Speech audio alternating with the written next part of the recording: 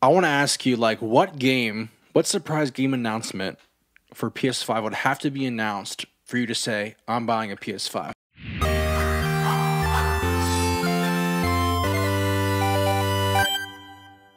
Sony, I know that we have had some delays here with their announcement that was it's supposed to happen this week, but that has been pushed back till a question mark. Yeah, we're not sure when. Yeah, but Sony has actually come out and they have made a very hard line in the sand saying that the PS5 is going to be PS5 games are going to be on the PS5. They're not going to have that backwards compatibility with the PS4, meaning that any kind of game that is for the PS5, that's it. Because they want, and their stance is, we want to have a game that takes advantage fully of the new hardware. Right. Which I get, I understand. Like, you want to have a game, you want to max it out. You don't want to have it where it is, you don't want to downgrade it in any way to match the previous consoles, and you want it to stand out on its own. I totally get that. But it is interesting to see the differences between Microsoft's strategy and Sony's strategy, where Microsoft seems to be like, we want you to play your games wherever you are on whatever console you want.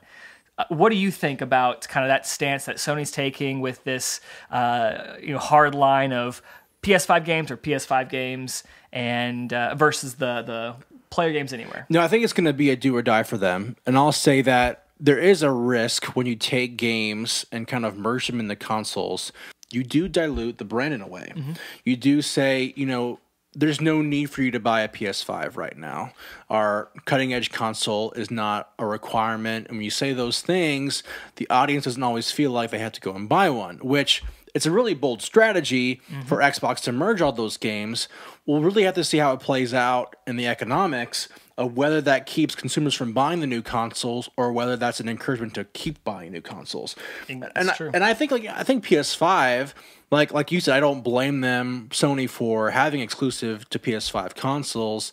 But I also know that historically, Sony has had far superior first-party titles than Xbox has, where Xbox, they have some coming out right now, but depending upon, what kind of content Xbox pushes, it might not be worth me buying an Xbox Series X to play those, first-party titles, whereas a PS5, I know Bloodborne would be great remastered, where I know, the new Last of Us will be amazing, or I know that these other titles coming out are going to be incredible, so I'm going to buy a PS5 for that.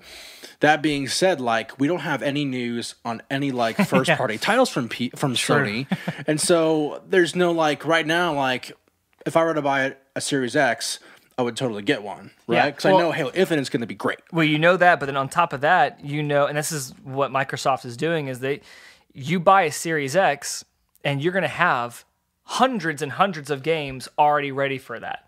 And no matter what game you play, whether it's an Xbox One game, it's going to look better, play better on the Series X regardless. And if it's a smart delivery game where you get the Series X version of that game, it's going to be even better for that. But that's the one thing Microsoft is saying is that they want you to know, hey, we care about the games. And that's kind of nice messaging from them because in the past, it hasn't really been that clear. Right. It's about the games. It's, that famous TV video out there from Microsoft's announcement of Xbox One. They are really going for, we don't really care where you play. And honestly, I think they've even said too, yes, they care if you they want you to buy the new console, but they really don't care if it's on the Xbox platform or the PC platform because they just want you to be in the ecosystem, to play the best Xbox games. They're putting their eggs in the game basket. The services, Game Pass, Xbox Live, xCloud when that comes out.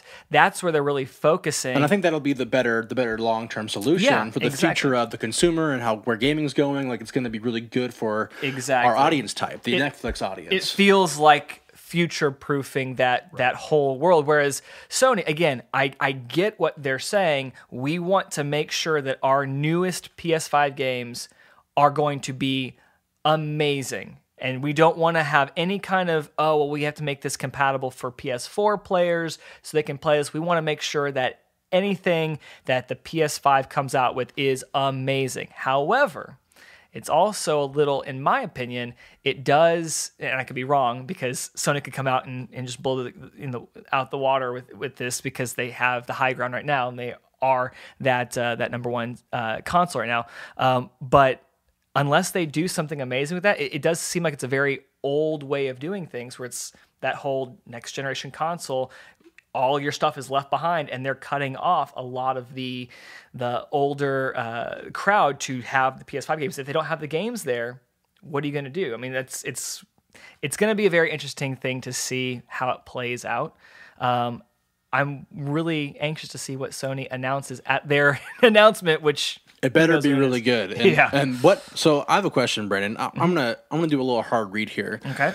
But I want to ask you, like, what surprise game announcement for PS5 would have to be announced for you to say, I'm buying a PS5? And before you say that, while you think about it, yes, I'm going to make a hard read here that if they come out and say on their announcement that's coming up, the Final Fantasy VII Remake #2 is coming out launch day.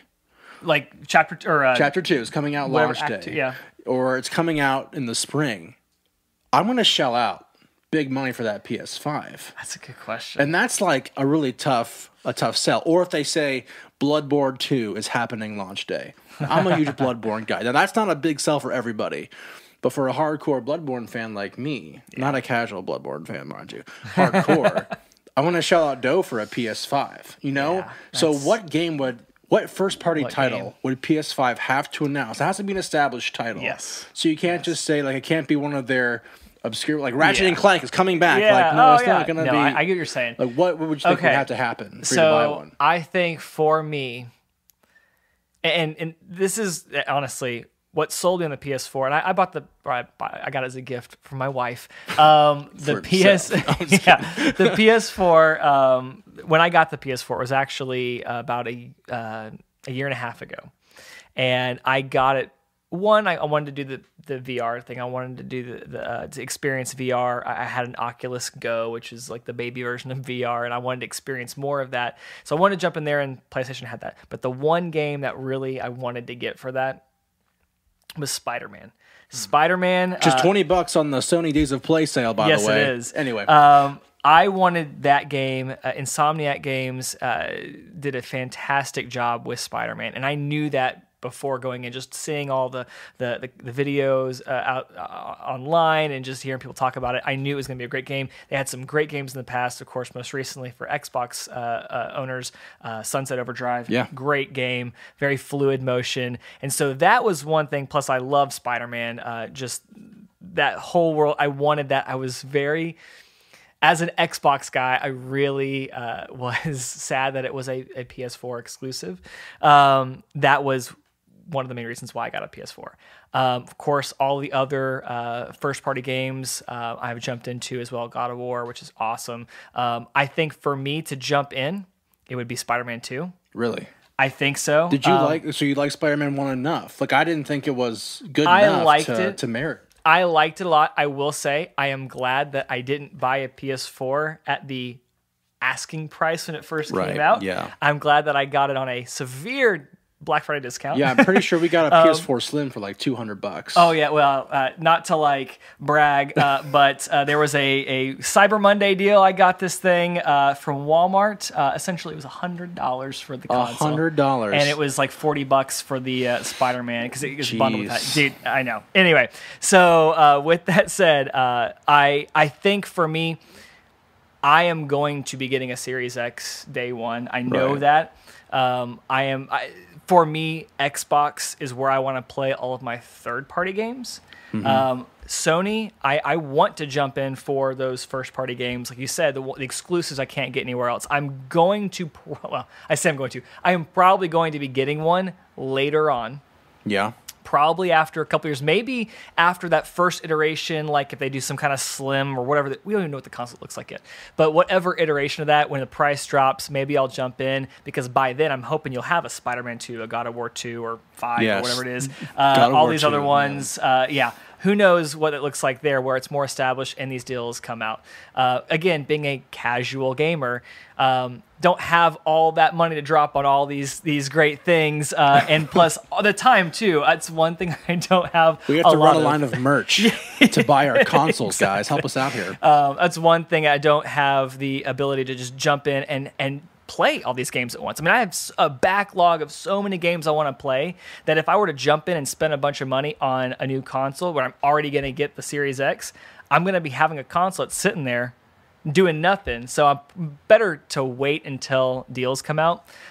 So to answer your question, it's probably Spider-Man 2, but it's also probably when the price drops for me. That's fair. That's really fair. Because they're all single player games anyway that I'd be playing. Yeah, all the totally. Xbox or all the multiplayer games that you have to play in the moment, like the Call of Duties and all this. That's all gonna be on the Xbox for me. Yeah. So, guys, thanks so much for joining us on this latest episode of the Gaming Casuals podcast. If you liked it, please consider subscribing. Hit the notification bell to be notified when all of our videos come your way. You're not going to miss a single episode. And be sure to hit us up on Instagram at the Gaming Casuals. We post there all the time. If you want to learn more about us, hit us up at the Gaming Casuals on Instagram.